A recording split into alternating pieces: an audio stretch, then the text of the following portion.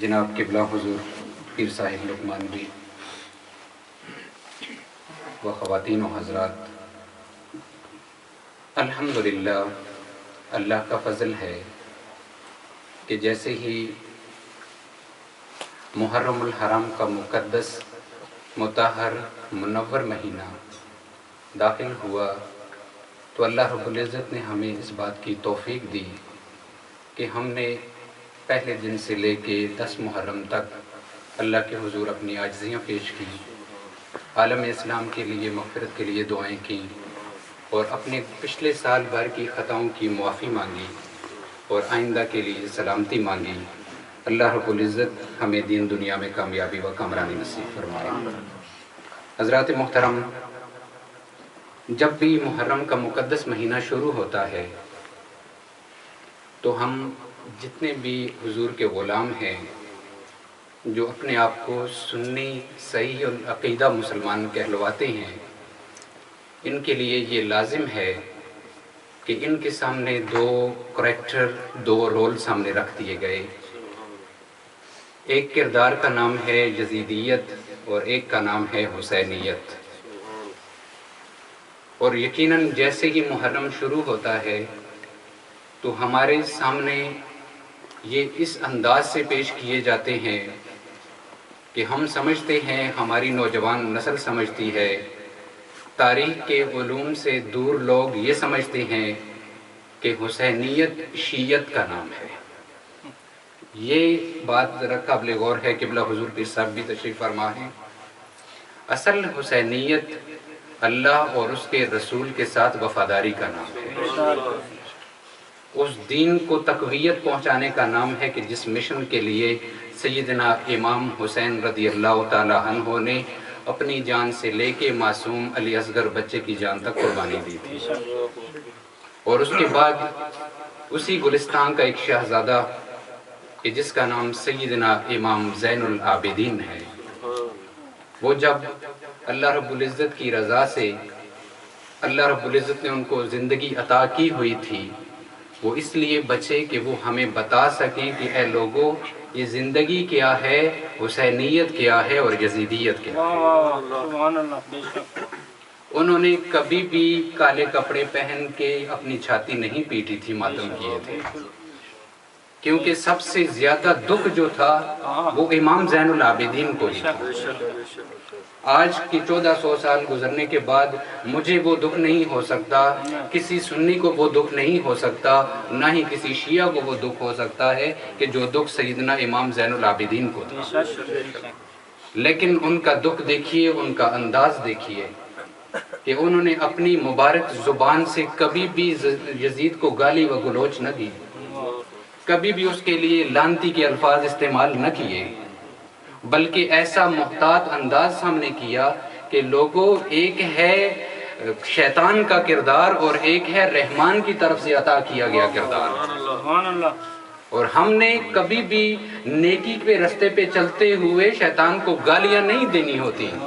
کسی برے کو برا اس لیے نہیں کہا جاتا کہ اس برے سے نفرت کی جائے، بلکہ اس کے برے فعل سے نفرت کی جائے۔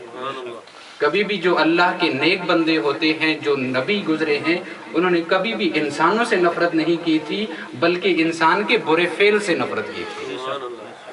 تو سیدنا امام زین العابدین جب وہ واقعہ گزر چکا، آپ مدینہ شریف واپس آ چکے تھے، تو پھر اس کے بعد آپ نے تنہائی کی زندگی پسند فرمائی۔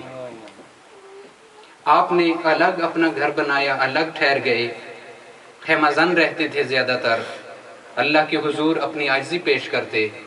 تو ایک دن کیا دیکھتے ہیں کہ ایک آدمی ان کے خیمے کے اوپر آیا اور اس نے آواز دی کہ کوئی ہے میرا مددگار، کہ مجھے مدد چاہیے۔ تو وہ آدمی کون تھا؟ تاریخ لکھتی ہے کہ وہ یزیدی آرمی کا وہ بندہ تھا کہ جو کربلا کے میدان میں سیدنا امام حسین کے خلاف جنگ کے لیے آیا ہوا تھا۔ انہی فوجیوں میں سے ایک فوجی تھا کہ جس کی کسی نافرمانی کی وجہ سے جو یزیدی حکومت کی طرف سے حکم جاری ہوا تھا کہ اس کو گرفتار کیا جائے، اور وہ پناہ لینے کے لیے کہاں پہنچتا ہے؟ سیدنا امام حسین کے صاحبزادے سیدنا زین العابدین کے در پر۔